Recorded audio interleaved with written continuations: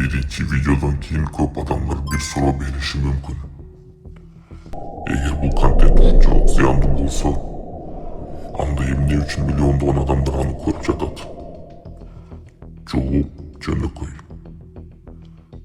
Sebebi bu masala ularda emas. Masala bizim miyənin qanday işley turganında. Her bir adamın miyəsində dopamin degan sistema var. Ko'pchilik uni rahat gormoni deb aytadi. Biroq dopaminning negizgi millati boshqa. Al sana, daha qara, daha aç, daha bir video ko'r degan signal beradi. Sen bir videonu ko'rasan, ondan keyin daha bir chiqadi, ondan keyin daha chiqadi, dağı. Her bir canlı video belgisizlik. Balkim qiziqtуу bo'lib qoladi, balkim taң qoldiradi, balkim achuvlantiradi, balkim kuldiradi.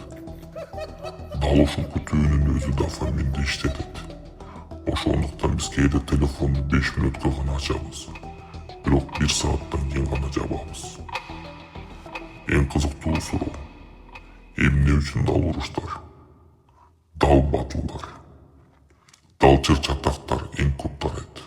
Анткени алгоритмдер биздин эмнени жакшы көрүүбүздү эмес, эмнеге көбүрөөк реакция кыларыбызды үйрөнөт. Адам эң күчтүү реакцияны эмнеге берет?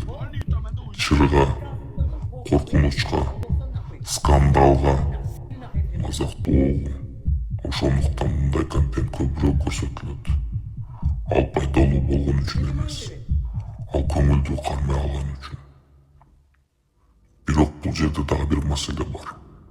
Адам күн сайын көргөн нерсесинде акырындык менен көнө баштайт.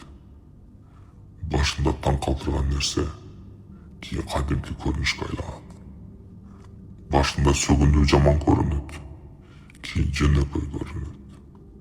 Башында мазактоо туура эмес көрүнөт, кийин кадимки көрүнөт. Адам бир күндө өзгөрбөйт. Адам акырындык менен өзгөрөт. Күн сайын, аз-аздан, байкабай.